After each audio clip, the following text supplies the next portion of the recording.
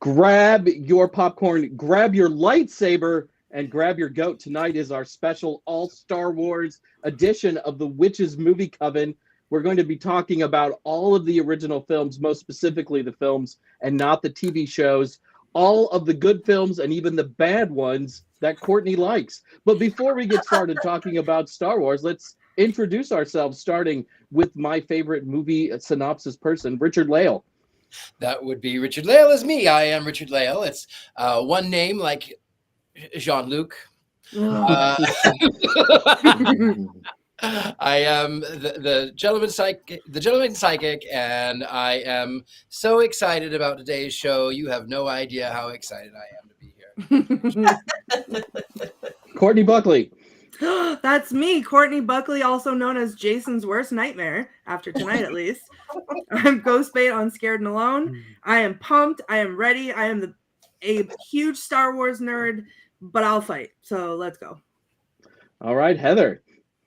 Hi, I'm Heather Greene. I'm an author. I'm an editor at Llewellyn Worldwide. I'm also a journalist, and I wrote, which I don't have right now because I'm surrounded by Star Wars toys, Lights, Camera, Witchcraft, a definitive guide to witches and witchcraft in American television and cinema. So I don't think anyone's nightmare, but I am also a big Star Wars fan, so I'm really excited to be here and talking about these movies tonight.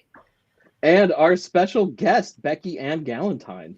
Hi, I'm Beckie-Ann. I am a paranormal investigator, mostly a little bit of a witch, and I like Star Wars, but it sounds like I'm going to be underqualified for the Star Wars fans tonight. Well, at least you won't lose any friends. Like Courtney and I's relationship will be lost tonight. And I'm Jason Mankey. I've written lots of books. One of my first book for Llewellyn was The Witches Athame, which mentions lightsabers as, witches, athames for wizards or whatever. All right. So we're going to be talking about 47 years worth of movies. But before we get to that, it's time for our unbiased movie synopsis with Richard-Lael. I am curious how many of these you watched. I saw exactly one, but only because I was dragged to the theater years ago and I forgot about it until just recently. I went, oh yeah, there's this one about this love triangle and an android that looks like a soccer ball, and that's all I remember because I was bored to tears, and I'm not going to tell you about that, but I will tell you a synopsis of 47 years worth of cinematic whatever. Anyway, a long time ago, I can still remember the way the music used to make me smile, and I knew if I had my chance that I could make those people dance, that maybe they'd be happy for a while. But February made me shiver. With every paper I deliver bad news on the doorstep. I couldn't take one more step. Michael Rennie was there the day the earth stood still, but he told us where to stand. And Flash Gordon was there in silver underwear. Claude Rains was the invisible man. Then something went wrong for Fay Ray and King Kong. They got caught in a celluloid jam. And at a deadly pace, it came from outer space. And this is how the message ran. The stars on 45 keep on turning in your mind, like we can work it out. Remember, twist and shout. You still don't tell me why, and no reply. Bicycle, bicycle, bicycle. I want to ride my bicycle. I want to ride my bike. I want to ride my bicycle. I want to ride it where I like. You say black, I say white. You say bark, I say bite. You say shark, I say, hey man, Jaws was never my scene, and I don't like Star Wars. Live long and prosper. That's all you need to know, apparently, about the Star Wars movies. Heather, would you like to put these movies in context for us? Sure.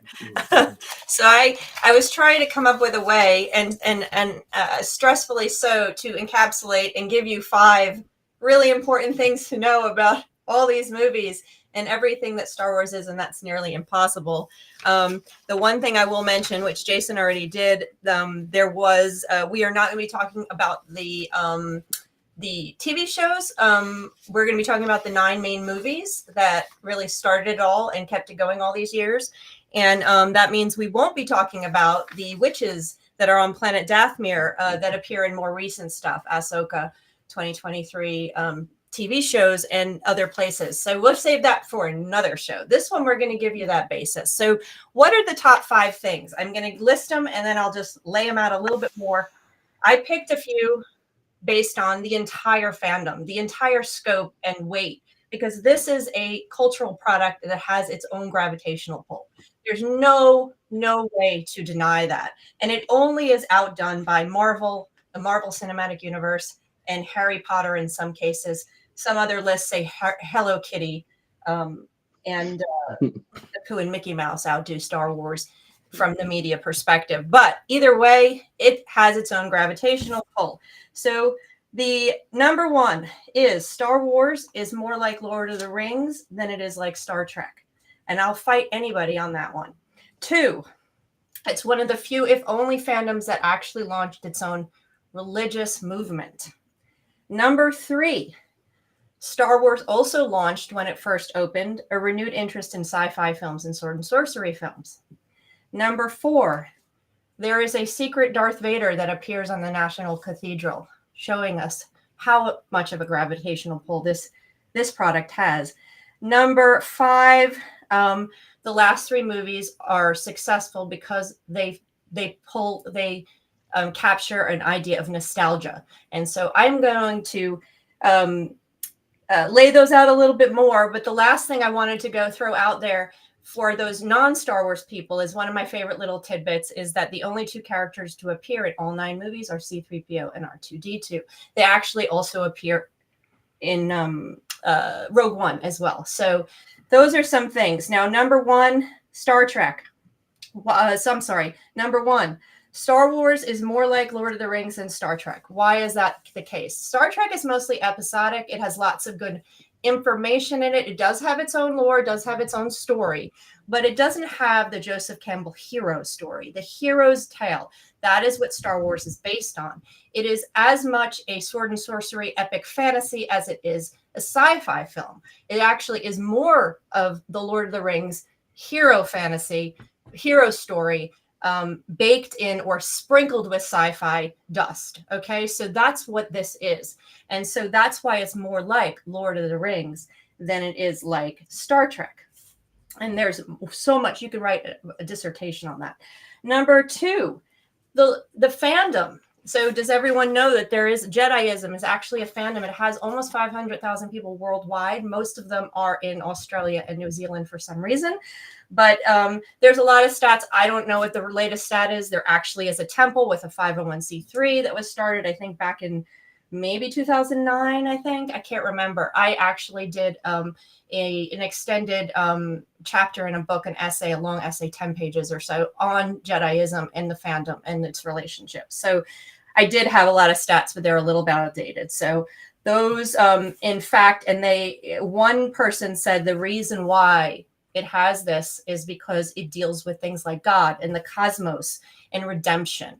So these things that pull us in, and it created, of course, this Jediism. Number 3, after Star Wars released, sci-fi films and sword and sorcery films were not popular. Remember, this was the 80s. What was popular? Witchcraft films. That's the 70s. And lots of other genres. When Star Wars launched, we had a string of sci-fi films. I'm sure everybody remembers Buck Rogers and the Black Hole.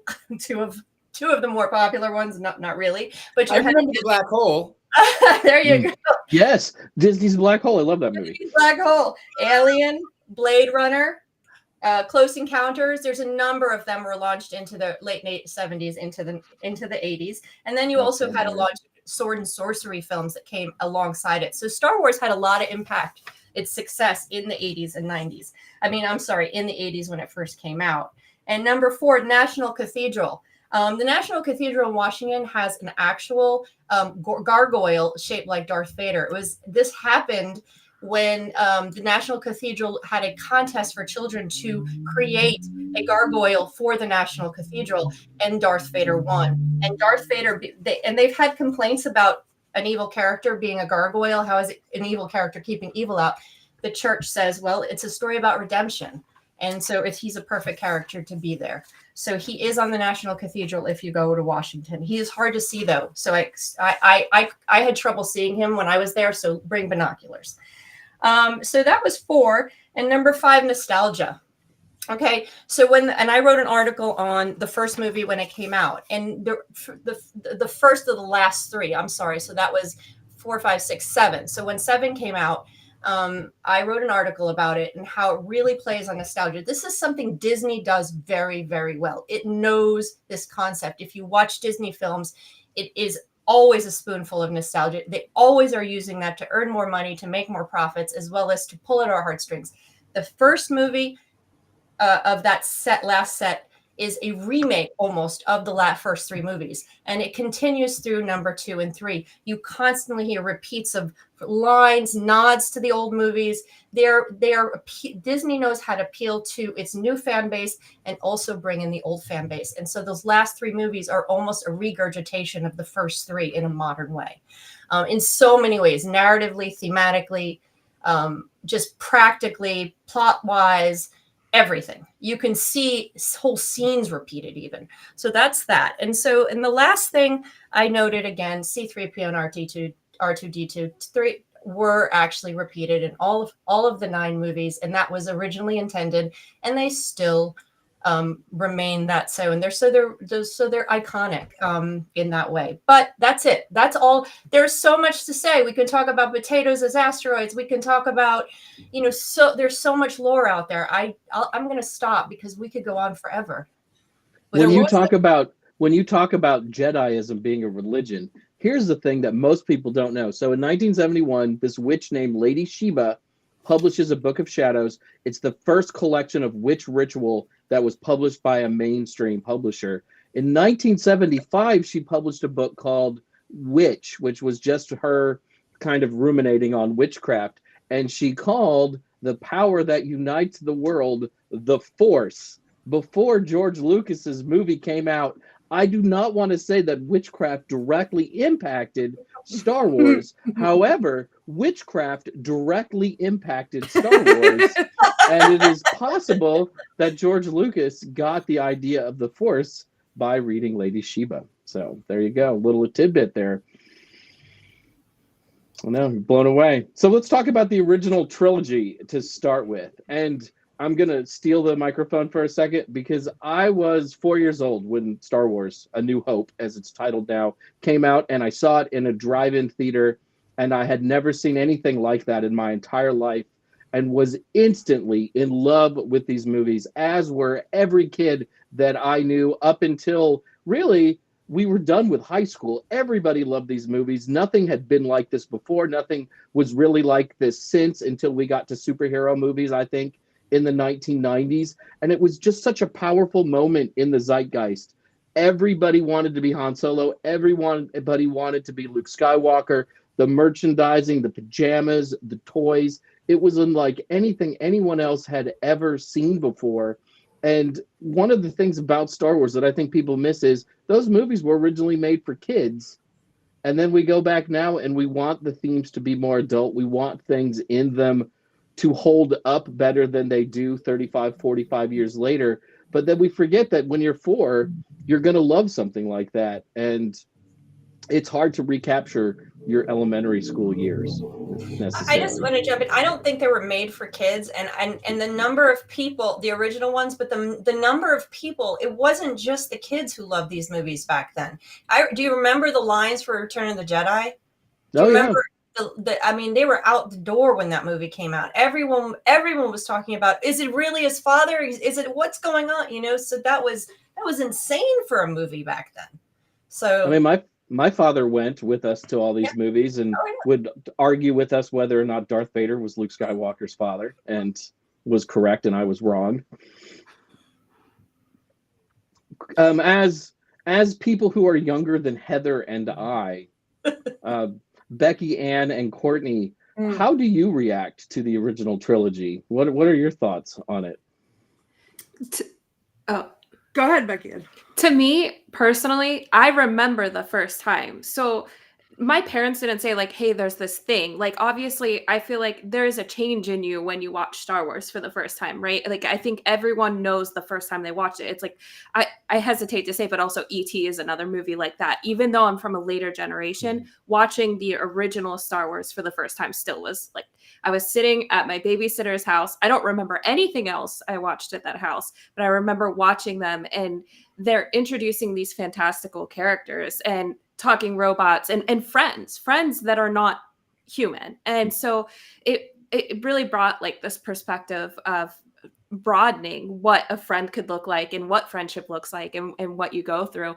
And then my unique experience is that the newer ones started coming out, and I remember it was the countdown to the millennium, and I had the princess shirt and it had a little countdown to the year 2000. So that was something that my brother and I really got into. But I always remember like liking it and saying like, this is a different kind of film. It's not like what I'm used to seeing. And we didn't get stuff like that until much, much later with like Lord of the Rings and stuff, like things that you could get into and there was a story to follow and you get connected and you grow with them. So that watching it for the first time, it was still impactful, but it will never be when it was sweeping the nation impactful. But it still held like some gravity. For me, same thing as Becky Ann. Like, I remember watching it for the first time. I had a really rough childhood, and my dad, one of the only good memories I have with my dad was sharing Star Wars. And he showed it to me, and I loved it, and it was our thing. And so I've been chasing that nostalgic high ever since. And when it came to Nathan being old enough to watch them, like, I was counting down the days until I could show my kid Star Wars and have that moment with him. And lucky for me, he became obsessed, and it became one of his autistic special interests. So our whole life is Star Wars. And I was lucky enough to be able to bring him to see a Star Wars movie. It was the last one that came out on opening night, and I never got to do that. So it was like the magic of that. I don't even think I remembered the movie when I walked out the doors, but he used to always ask me, can I wear my Darth Vader mask? Can I, like, to places, can I wear my Darth Vader mask? And it was never appropriate. But then I said, guess what? We're going to see Star Wars. And he said, can I wear my Darth Vader mask? And I said, of course you can. And the look on his face, he was like, what do you mean? So here's my little nugget all dressed up like Darth Vader with his little Kylo Ren bear that plays the Imperial March, ready to go. We get into the theater, we go up to the concession stand, and I'm like, what do you have that's Star Wars? And they have all kinds of special this. I was like, I'll take one of everything, give me all of it. And we get there and we sit in the seats, and it was like such a communal experience to see that. Like, I talk about this all the time, how much I love going to see a movie in the movie theater. This was on such a different level. I remember like the guy next to us was by himself, and he left his like collector cup for us. And then there was two brothers that were next to us. One was special needs, and the care that went into like the one brother taking care of his other brother and being like hyping him up and getting so excited to see the movie. And then the theater was packed. We got the last two seats. And then all of a sudden, and I'm looking at Nathan and I'm looking at the screen, and then all of a sudden, a long time ago in a galaxy far, far away comes on the screen, and I lost it. And I was sobbing for like 5 minutes because I couldn't believe that like I got to live this way. Because I've goosebumps talking about it. Because I'd always wanted that. And that's the power that is Star Wars. And then we were lucky enough, not to stray from the movies too much, we were lucky enough that like one of my biggest dreams was that I wanted to take him to Disney, to Galaxy's Edge, before he was too old to not enjoy it. And shame on me for thinking that would ever happen, because at 37, it was magic to me. Like, we went and made our own lightsabers, and that experience, like, again, I was hysterical because I was there. I was immersed. I was a Jedi or a Sith or whatever, and I watched my child get to like live this dream of his. And like at the end of the experience, Yoda's voice comes over the speaker, and he's giving you a pep talk. The lights dim down, and they have all the lightsabers turn on, and they raise their sabers, and it was like life changing. Like Becky Ann said, like just that moment to watch my kid get to do that. And then I got to do it after him, and I thought, oh well, we just did it, so it won't be a big deal. And it was a huge deal. It was like a massive deal, like putting that together and getting that moment myself too. So I think that for me, Star Wars is it's nostalgia, but not just for movies. It's nostalgia for the magic and the experience and, you know, all the things that came along with it, because it's not something that people just are like, oh, let me put a movie on and watch it by myself. It's always with friends, or it's with family, or there's a memory attached. And I think, you know, witches or no witches, that's the magic that is Star Wars. When they re-released the original trilogy back in the 90s, before they released The Phantom Menace, I went to opening night for all three of those movies. And I remember sitting at the theater, and I'm in college at this time with a bunch of all my college friends. So we're like young adults and kind of serious. But when Han Solo blows up the TIE fighter so Luke can blow up the Death Star, I was like, woo! And yelled super loud in the theater. And then everybody else started yelling and cheering, and like it like broke the bubble. And then in the other movies, we did that in the second and third movies, like from the very start, you know, and the Death Star blows up and everybody goes crazy. I have a question for Richard-Lael, though. As somebody who doesn't like these movies, are you ever lost like in the cultural zeitgeist? No. Because Star Wars is such a part of the fabric of so many things. Where I don't, the film does not appeal to me. The series does not appeal to me. I can absolutely understand. I mean, I would have to be living under a rock to actually not know the plot for at least one of them. I've seen Family Guy. I mean, it's everywhere. It is in the zeitgeist. So no, I'm not lost as far as that goes. And I have to say that the things that inspired Star Wars, I thoroughly enjoy. Heather, you mentioned that this was a lot closer to The Ring than Star Trek, and you're right. And it is also inspired by the music of Wagner, Richard Wagner. It is a space opera. I identify with that. In small bits, I can actually love the Ring cycle. I love Metropolis, 1927, who inspired the look of the robot. I don't remember his name. Buck Rogers of the 25th century, Flash Gordon, the original comic book. These are things that I can absolutely understand, and I can get behind the zeitgeist of, and I can see how people would be fascinated by it and enthralled with it. But for me personally, the major reason, there's two things that I fight with myself over. And one of them is that it sort of simplifies magic into all good and all bad. And magic is only used as a weapon. And that's a thing that I struggle with as far as the zeitgeist of the film. And then it also reminds me, I have a really hard time with anything that reminds me of the 1930s and 40s in Germany. And I can't help it. I can't help it. I can't help it. I can't help it. I can't help it. And I know the good guys win. Yay, they blow it up. Great. But I have PTSD from, I don't even know why I have PTSD, but really when I think about that time, it makes me nauseous to the point where I almost can't function, and where I get all of the pretty lights and the stars and the robots and the epic opera of the space, it just overwhelms me, and that's why I don't enjoy it. But I can understand why people who don't have that same emotion that I do, that they're more disconnected. I can understand why it would be a popular thing. I take back putting my sunglasses on, because that's valid. So yeah, that is valid. And that's not just having poor taste like Jason. That's an actual reason. So yeah. Holy crap! We haven't even gotten that far yet, Courtney. We haven't even gone there yet. Wait, I have a question. I have a question for all of us, and I have a question for everyone in the chat.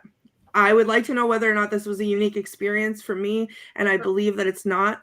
But how many of us sat in our bedrooms after watching any version of Star Wars and tried to like use the Force to move things around? That was my whole childhood. I have to jump in here because I had a similar being of similar age to Jason, Star Wars, we were the perfect generation to capture all of these movies in the way that they were designed, because that's what they were designed for. The new ones were designed for those of us who saw them as kids when we were younger, could remember that. But I saw them as a kid, but I was not only watching them, I was raised by a Star Wars fanatic. So my dad is a huge Star Wars fan. He's read all the books and watched the movies. I don't know if he's watched all the recent cartoons and stuff like that, but he also worked for Kenner at the time. So he was working for the toy in advertising, doing commercials for it. So we also had all the toys, and he may still have a lot of them, to my mother's dislike, packed in the closets. So in fact, I have behind me, I'll just show off my AT-AT walker here, because he was in the commercials in the 80s. He is an original, and he was actually in the commercials. If you saw the commercials in 1983 for this AT-AT walker, he was the actual one you're seeing. So he's been with me, and my original Princess Leia. So my dad would buy us all the toys, at the holidays. We'd wind up with toys, and he bought this one for my sons when they got. So I had a similar relationship with Star Wars as Courtney has, because then I had, not only was my dad when my kids were born, showering them with all these toys. This is Black Phillip's best friend. Bought all these toys for my kids too, and I got to introduce my kids, and every time we got to watch a new movie and I got to sit with them, the old ones, the new ones, whatever, as soon as that galaxy far, far away and then it comes on, every time I'm done. I am 5 years old again watching the movies back then, so excited.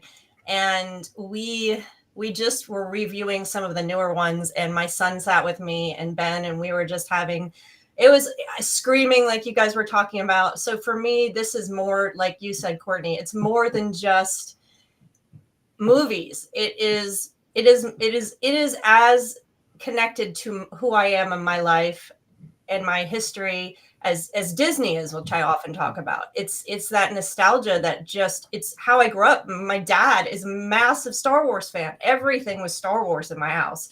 So it's huge. And the movies, I remember seeing them in the theaters, and I loved every minute of it. And I still to this day love every minute of it, and for so many reasons. And I think, getting back to the witchcraft thing, the magic of Star Wars, magic in Star Wars, if we call it the Force, is on both sides.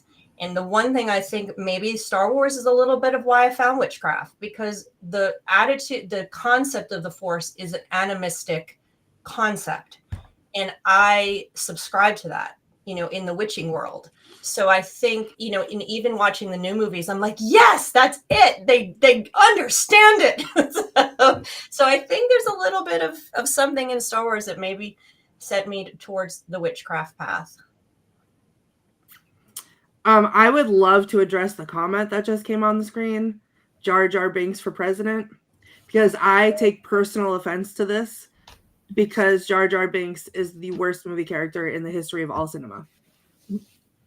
Jar Jar Binks is problematic, Courtney. Here's the thing. So, moving on to the worst 3 movies of the franchise, I went and saw. Wait a minute. So, which are the worst 3 of the franchise? Episodes 1, 2, and 3. Okay. So, Jar Jar Binks started it off. Okay.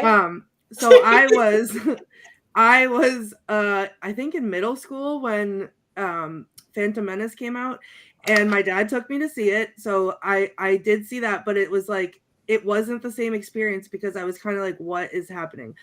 The only saving grace for that movie for me at the time was that Ewan McGregor as Obi-Wan Kenobi gave me the same feeling that the Witch Boys in the Covenant give me. And so I had a big fat crush, and I had an Obi-Wan lunchbox, and I used to proudly carry it around school. But the more I thought on it, the more I was like, this was the worst thing I've ever seen in my life. And it felt like it ruined the franchise entirely to me. So I held on to that, and I was one of those people that were like, originals or nothing, for a long, long time, until I showed Nathan the movies, and then he wanted to watch all of them. So Jason, if you hadn't been so impatient, you could have heard the rest of what I was going to say. The Force was not with me. So after, when I was showing them to Nathan, I was like, prepare yourself, okay? Because the original 3, those were magic. Buckle up. The first 3 might lose you. He was so into Darth Vader and the backstory of Darth Vader that watching him watch episodes 1, 2, and 3, I actually was able to like put my own feelings about it aside and my own memories about it aside and watch it almost through his eyes. And then I was like, okay, I'm into this. So by the time the newer 3, the sequels came out, it was different. It was, you know, this was something that I got to enjoy with him together. And, you know, then I fell in love with those ones. So while they are the worst 3 in the franchise, the first 3, episodes 1, 2, and 3. Yes, Jason. I don't hate them as much as I used to. I'm not part of that camp anymore. Courtney, I agree with you. The middle section, the middle movies, 99 and 2002 and 2005. So when she's saying the first 3, she means 1, 2, 3. She doesn't mean the oldest movies. She's talking about the 1, 2, 3 in the series are actually, I agree, the worst 3 of the 9. So I'm confused. Why? Wait, so it starts with 4? So yeah, Yeah. so The first movie that came out was 4. A New Hope came out first. Empire Strikes Back, which is, I will die on this hill, the best movie of the franchise. Yes. Return of the Jedi was 3rd. Then, so that would be 4, 5, and 6. Why didn't it start with 1, 2, 3? Because he told the story flip-flopped. Yeah. On purpose. Because he makes lots of claims that he had the whole story written out. If you actually look at Star Wars A New Hope critically and then compare it to Jedi and Empire Strikes Back, I don't believe that he had the whole story mapped out at all, or he wouldn't have put the incest in it that he did. And then, though, he wanted to tell the story of how Anakin Skywalker becomes Darth Vader, which are what we call the prequels, movies 1, 2, and 3. On that, though, this is what I know. I haven't watched it. I don't know it. But was anybody else offended that a man of color was not Darth Vader? Because it was James Earl Jones who voiced him. And I have a friend who has his mother is a woman of color, his father is white, and he's autistic, and he loved the whole genre. He loved it. And then when they revealed they take the helmet off and it's not a man of color, it was a little bit, I think that was a little insulting. I would agree, but also at the very least, the man of color was not a genocidal murderer, which is also speaks well. If we look throughout history, it seems like most genocidal murderers tend to be white guys. So, you know, I'm just going to throw that out there.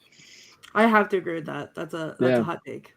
I will say, Courtney, when I saw Phantom Menace, I was very excited. Somebody picked us up midnight tickets because that was like, you know, exactly when it was coming out, and was super excited. Went with a bunch of friends. Ari, my now wife, was with me. And we watched the movie, and we were so excited. And when it was done, my roommate just touched my shoulder, and he goes, "Well, Jason, I think we can say that at least it was a Star Wars movie." And with that, we walked out. Yeah, people didn't like Anakin either, and felt it was a little too silly. I think there were parts of I think they could have done a better job. I think doing that story it was important, but they didn't balance it right. They just did not balance it right. The best thing to come out of that movie was the Weird Al song that I sing daily still. The what? The Weird Al song. Okay. Little Anakin guy. Time ago, in a galaxy far away, Naboo was under an attack. I was singing it earlier because I was thinking about it. I think that in a Phantom Menace, the best lightsaber fight is in a Phantom Menace with Darth Maul. That lightsaber duel is amazing, and then you have the Duel of the Fates song. I mean, we could talk about John Williams' soundtrack for an hour. It is the masterpiece all the way through all of the films. I have to agree, especially with Darth Maul. Darth Maul was terrifying, and I loved him.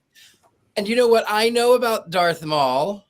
This one comes from dealing with the evangelical circles that I deal with, and the fact that now even still you can find memes of, and they'll use Darth Maul as the devil. Well, funny enough, some of those memes are like, I feel like the ghost from the Conjuring movie, who when that whatever it was appeared, I was like, Darth Maul is in the Conjuring.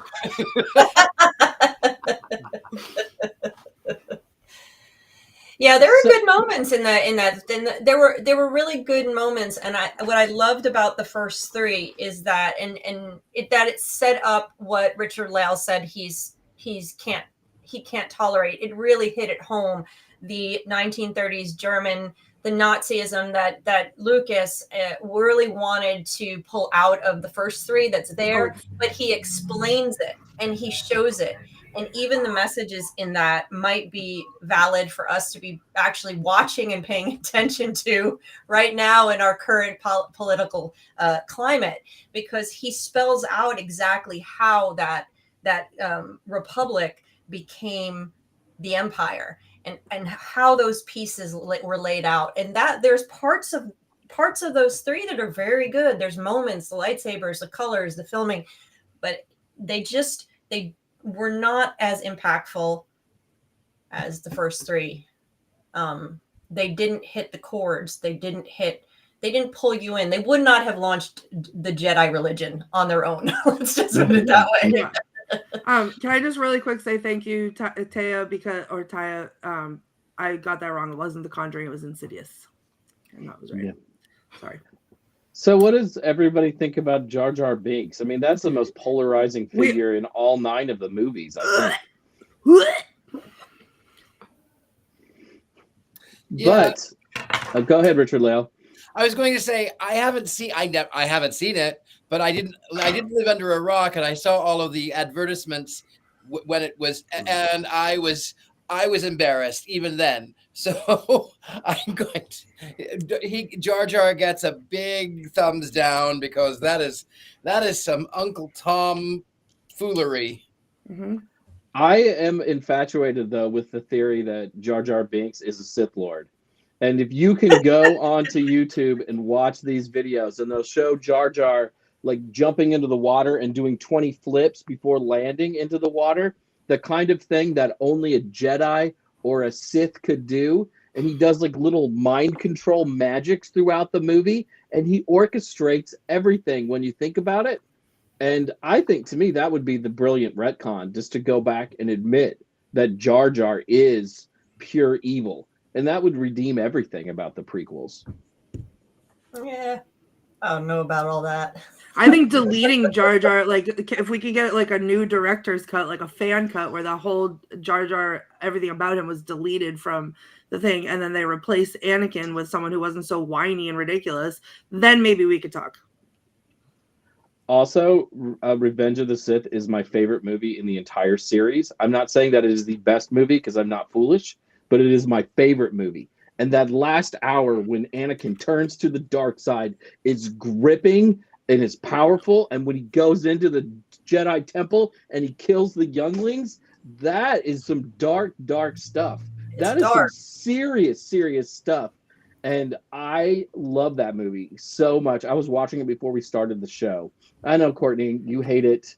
I know. Well, because it's just another grown adult white man having a temper tantrum. Like, for what? Okay, I've seen it.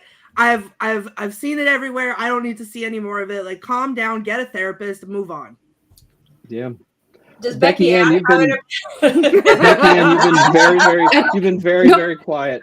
I didn't want to interrupt, but I will say that those movies, they're not great. Okay, like, I understand what she was saying. Like, they wouldn't create Jediism from them. It would have been like a little moment, and that's it. There might have been one. It wouldn't have been, we have to keep making more movies. But for us, it was like, this is for us. Like, those old ones were for our parents, and these are for us. So as a kid experiencing Anakin, I thought he was cool. I was like, he's cool. Like, I want to be like that. And Jar Jar, like, obviously I didn't want to become evil, but like, I thought he was cool. And I was kind of heartbroken that was where that the direction it turned.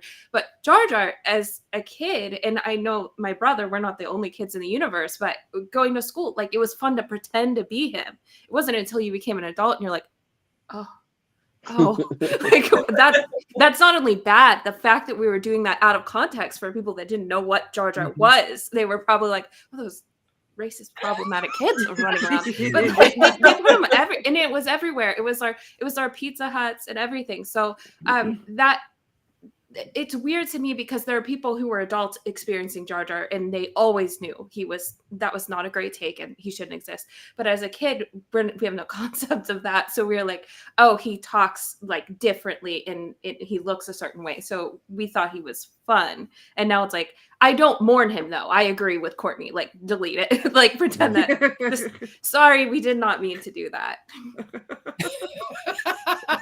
I've always thought it's interesting if you ask some people who are millennials or younger who watch the prequels come out as kids, those are their favorite Star Wars movies. And I have to think about it too sometimes because I'm a Gen Xer and I'm a little biased towards the original ones, but I don't think they're as bad as everybody, like people of my generation say they are. And they really do appeal to a lot of people. Uh-huh. Yeah.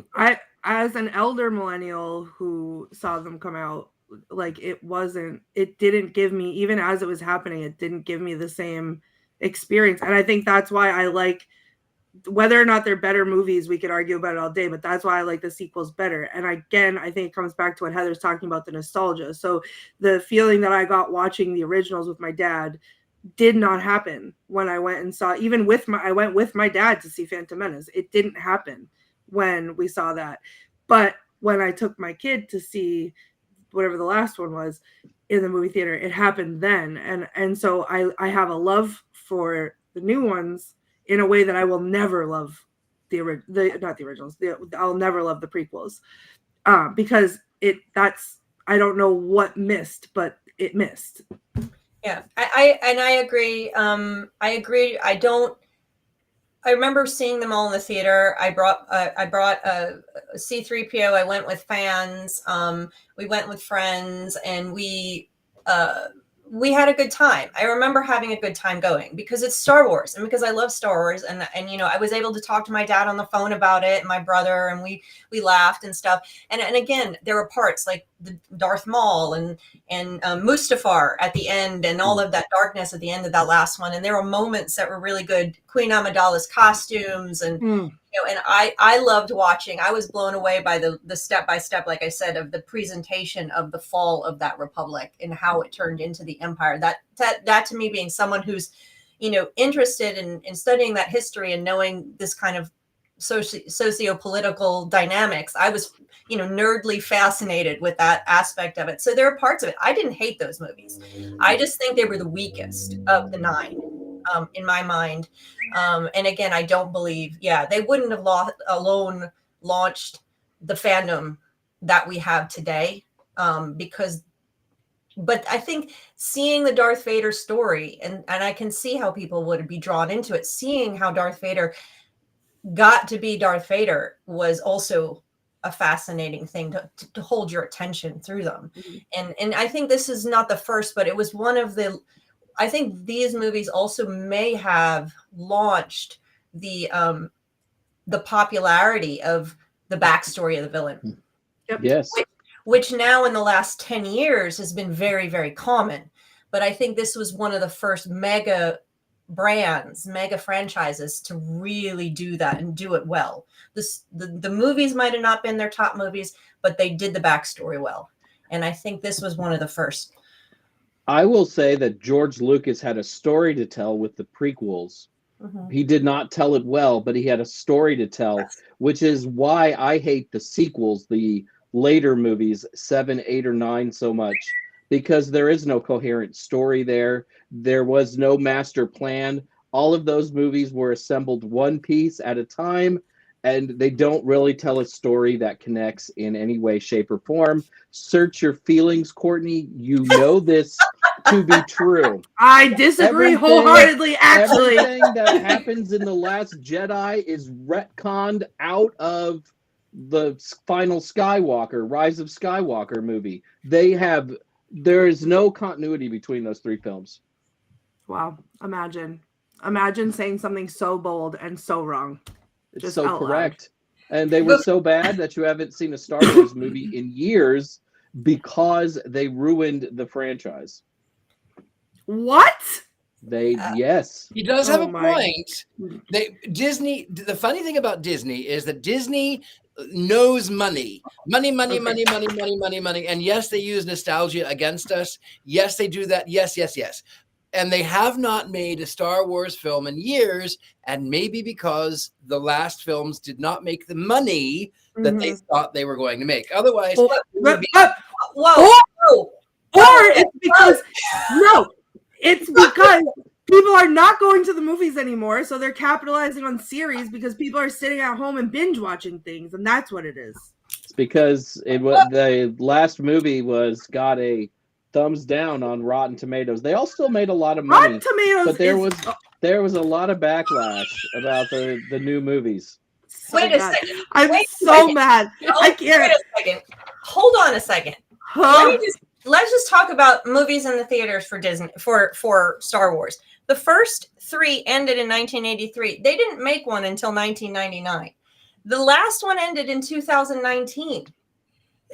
As far as I know, the math, if they're going to do another series, we got a lot of years before that's going to happen. And Disney has been capitalizing on the franchise like mad. The Mandalorian was fantastic. And Don't get me going. I love it. 2023, Obi-Wan 2022, Andor 2022, Solos 2018. They Ahsoka talked is about 2023. making a lot of movies that have all been canceled. Finally, they're moving forward. Jason is canceled. This is a different age. This is a Excellent. different age of IP than what Good. George Lucas worked with. Now This is a Disney, different age. Good. but here's the Let the deal: hate is that flow I think through you. also the Star Wars saga, the original saga is over. There's no more.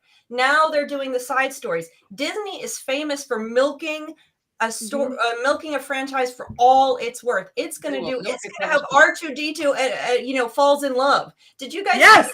do you remember the Ewok film back in 1985? It was a made for TV movie. Back in, Yeah. it was so bad. But but Disney does that, and that's what They doing were going to now. make a X-Wing movie, and then they canceled that. They were going to make more standalone movies in the vein of Han Solo. They canceled those because of the bad reaction. And you, Heather, you remember how divisive The Last Jedi was and the bad reviews for Rise of Skywalker. That is why they paused making the movies until they could figure this out, because they were upsetting every piece of their fan base with some of these. That is not true. I think that these last 3, my opinion, in these last 3 were more enjoyable than the ones from the 90s. You can turn that light off, Jason. Go right ahead. Turn the camera off. Just leave. Just leave. And that is because they didn't. I thought they were more interesting and gripping. I thought they were balanced on, if you read my article, they were balanced primarily on that nostalgia. That was their purpose. And so they went through that. That's what they used, and they used it constantly. Disney does that in every single one of its cartoons. And it was, and it's you can roll your eyes at it almost like, okay, there they go again. They're repeating this. The last 3 films are almost a regurgitation of the first 3 in many ways. Yeah, but that's I think they did it well. No, I don't think so. I think they did it well, and I think they were enjoyable. I was cheering, I was yelling, I was clapping, and I thought it was fun. They were fun. I was booing the J.J. Abrams mystery box. Courtney, do you have quotes for us? I don't know if I can talk because I'm so mad at you right now. But yes, I have quotes. I tried to somehow contain myself because I would have had 19,000. Yes, Adam Driver, thank you. And Rogue One. We didn't even mention Rogue One, which is one of the best Star Wars movies. Sorry, go Absolutely ahead. It is. No, absolutely. And but yeah, whatever. Okay, Jason, don't have any more opinions. I kept mine to A New Hope. My quotes are from A New Hope. So I mean, I feel like everybody already knows these, right? Because everybody should know them. But these aren't the droids you're looking for. I find your lack of faith disturbing. Hokey religions and ancient weapons are no match for a good blaster at your side, kid. Look, your worshipfulness, let's get one thing straight. I take orders from just one person, me. It's a wonder you're still alive. Will someone get this big walking carpet out of my way? Let him when they're playing the chess game on the Millennium Falcon, and Chewie's getting mad, and C-3PO says he made a fair move, screaming about it can't help you, and Han says let him have it. It's not wise to upset a Wookiee. And C-3PO says, but sir, nobody worries about upsetting a droid. And Han says that's because droids don't pull people's arms out of their sockets when they lose. Wookiees are known to do that. Han says, wonderful girl. Either I'm going to kill her or I'm beginning to like her. And then, of course, the iconic, aren't you a little short for a stormtrooper? The Force is strong with this one. Help me, Obi-Wan Kenobi. You're my only hope. That's no moon. It's a space station. Governor Tarkin, I should have expected to find you holding Vader's leash. I recognized your foul stench when I was brought on board. Han says, you're all clear, kid. Now let's blow this thing and go home. And then, again, the iconic, someone has to save our skins. Into the garbage chute, flyboy. Han says, not a bad bit of rescuing, huh? You know, sometimes I amaze even myself. And Leia says, that doesn't sound too hard. Han Solo says, where did you dig up that old fossil? And Luke says, Ben is a great man. And Han says, yeah, great at getting us into trouble. And then, of course, hey, we don't serve their kind here. What? You're droids. They have to wait outside. We don't want them here. So it was hard to not write down every Star Wars line ever said out loud because they're all iconic and they are part of my vernacular at all times. But that's what I stuck to so that I didn't take up 40 minutes talking about quotes. Fair. Yeah, I assumed you would be talking about sand because of the prequels. I didn't even want to relive those at all for any part of my time because I knew I'd have to deal with you and your choices about them. So at risk of my relationship with Courtney, it is time that's gone for the Mankey movie minute. Yeah, we'll see how this goes. We'll see if I'm kicked off the show by Courtney at the end of this. All right, here we go. The original trilogy, and I couldn't help myself. I had to talk about all of them. The original trilogy, the story of a young man who grew up on a desert planet and fell in love with his sister. Also something dark side, and surprise, surprise, an absentee father. Our story opens with a menacing figure in black and a defiant princess all in white. Star Wars, of course, never did do subtle well. And then there are droids, one of whom only beeps at you, which is charming early and then becomes progressively more irritating.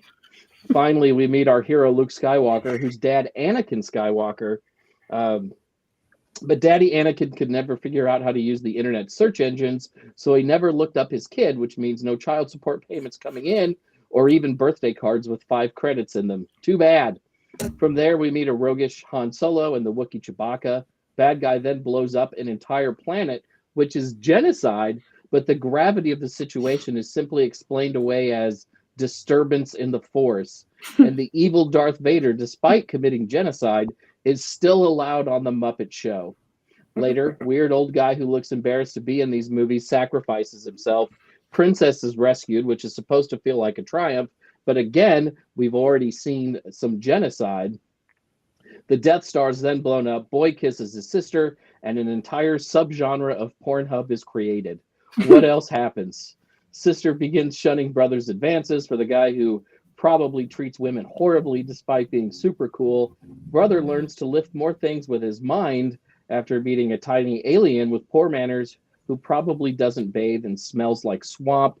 Cool guys then frozen in carbonite. Bad guys pretty much win the entire second movie. The end of Empire Strikes Back. The third movie opens with the sister character wearing a metal bikini in an attempt to rescue her boyfriend. The metal bikini, though, inspires her brother to finally stop being a whiny brat and do some cool Jedi stuff. Brother then goes to confront dad over being abandoned as a child and to argue there's still good in you, even after dad killed billions of people.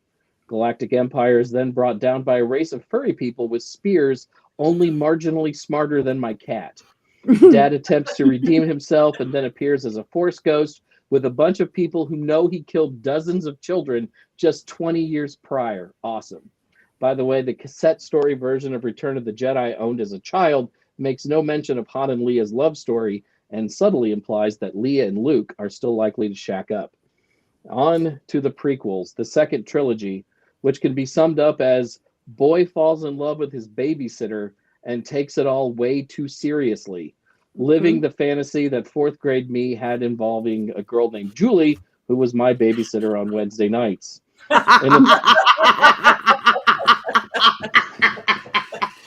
knew that was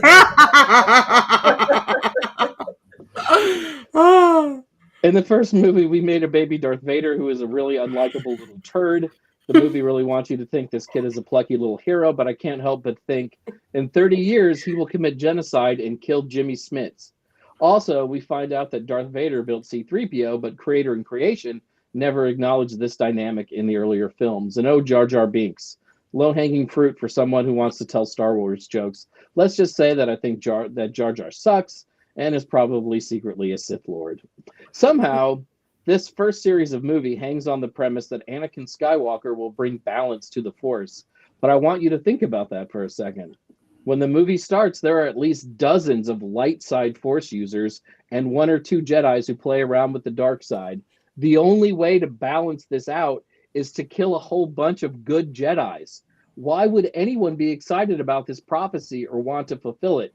Yoda, Mace Windu, anyone else who has a name on the Jedi Council? All stupid.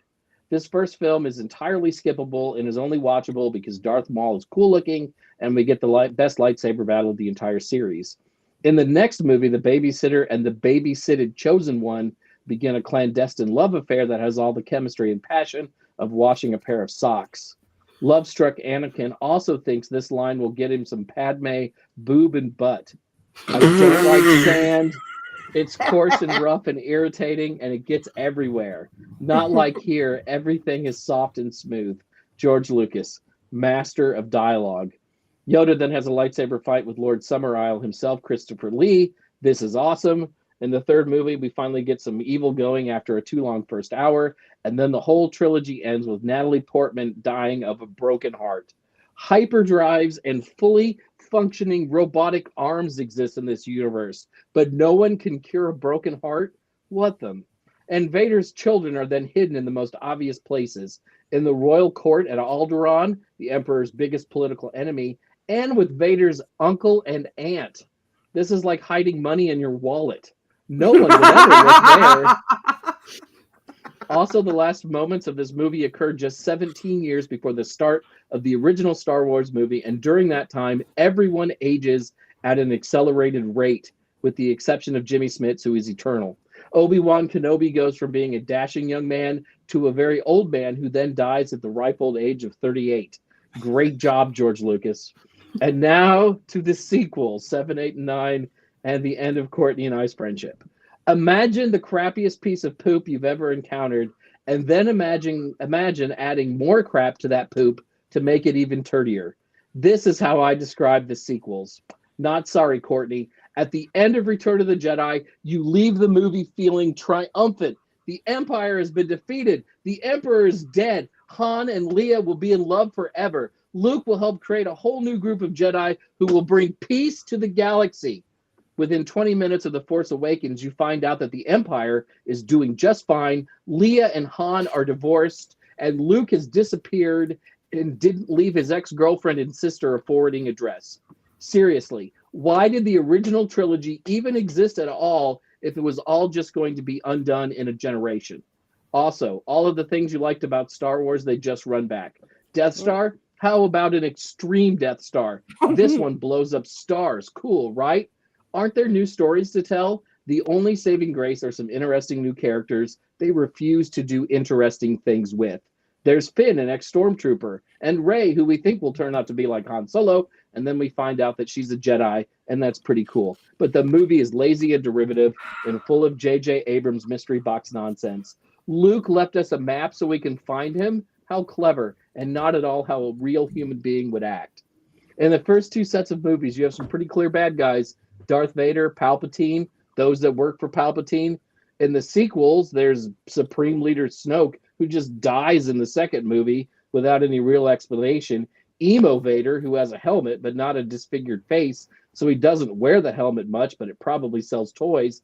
And then out of nowhere in the third movie, the Emperor has returned, further ruining the ending of Return of the Jedi and making Vader's sacrifice meaningless. In other words, Kylo Ren and Snoke and all the bad guys are, thrown away until suddenly here's the Emperor again. Also, while resting for 30 years, the Emperor has been making dozens of Star Destroyers, each of which is the size of Delaware. A Star Destroyer initiative would cost trillions of dollars and employ thousands of people and droids. No one noticed this activity. And remember that one guy who hasn't been in all the sequels yet? Just so no one throws tomatoes at J.J. Abrams, there's Lando Calrissian. Nostalgia. Works every time. And just like Jedi, we get a giant space battle and a lightsaber duel, and the bad guy of the film then sacrifices himself for the greater good. Been there, done that, rinse and repeat. And we only get there after an hour and a half of mystery box nonsense. I miss movies about brothers and sisters falling in love and a guy trying to shag his babysitter. Say what you want about the prequels, but Lucas had a story to tell. Summing up, the original trilogy, lots of fun with incest vibes. The prequels, mostly forgettable unless you lusted after your babysitter. But Revenge of the Sith is my favorite movie in the franchise. And then the sequels, pure awfulness that doesn't tell a coherent story. Rey, Finn, and Rose deserved better. Yes. Yeah, I know. It was fun. All right. There was a quick second where I was like, you know what? I'll have to apologize because Jason, that was great, and I was laughing and I was enjoying it. And then you were like, you know what, Courtney? I actually hate you, and I never want to talk to you again. So let me just shove your head in the toilet and flush it. So now we're fighting. The best lightsaber battle yet. It's a wand battle, I think. All right. It's time for Wands Up, Wands Down, the original trilogy. This is hard. because culturally, okay, the things that is okay, but the film itself is... The prequels. Up. Yeah. I'm sorry. It's just it's a little kid thing. It was fun. It was fun to see him racing around. I'm sorry.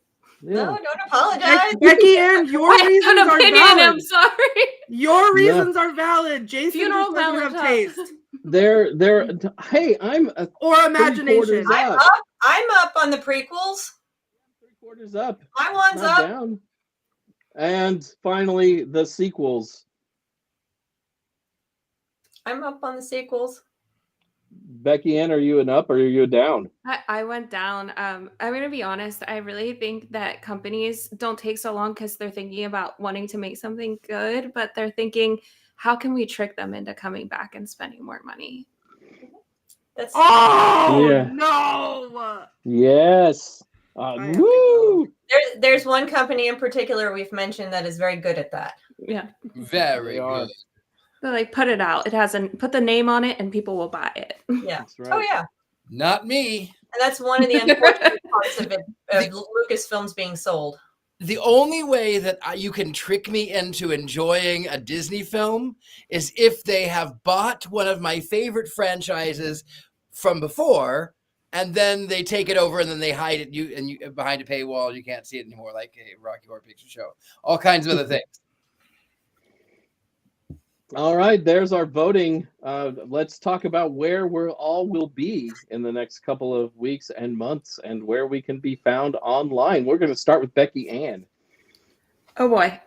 I am all over the place. I'm going to Baltimore next weekend this weekend because the Salem Witch Board Museum has opened a second location in Baltimore, and I'm super excited. I'm excited for John. And so I will be sharing about that. I'm mostly on TikTok, if it continues to exist, and Instagram as My Bloody Galentine. Then I have a documentary coming out pretty soon. It's tentative when it's going to be released. And also, the UK version of basically Good Morning America called This Morning is coming into my house in a few weeks, and I'm freaking out because they want to show all of my haunted and weird things. So I'm pretty nervous and I have to dust. Cool. Heather. I am here working with my authors, and then coming up in July, the third week of July, we have Mystic South, just 2 months away, and so we are gearing up and getting ready. I'll be doing 2 workshops, one on haunted dolls and the other one on the meaning of the word witch and what that is exactly.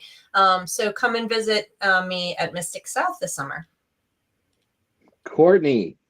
That's me. You guys will all be so excited about this. I am going to see Wicked on stage for my very first time. I've never seen it, and I'm going this weekend. But then on Sunday, May 19th, I will be at the Wicked Piss Spring Parafair. So come by and say hi at Hard Stuff Hall, which we did an episode of Scared and Alone at. You can find me online at all of the places at the themes, or watch old episodes of Scared and Alone. And Richard-Lael. I am really easy to find. I had to throw that in there. I'm easy to find. I am everywhere. Good Gentlemen Psychics Are Sold. I am here in New Orleans. You can catch me on weekends. I teach at University of Magicus. Also, what movie are we doing next week? Did we discuss that? Oh gosh. Hold on. Give me 1 second. I mean, it was just such a big night for Star Wars. I think that was the focus. Yeah. I forgot what we're doing next week. I have it. Star Wars. It is going to be, are you ready, everyone? Coraline. Oh, yay! I can neither confirm nor deny that I like that movie, as to not give anything away. As we are over time, there is only one thing left to do on our show tonight as we say goodbye, and that is, of course, cackle.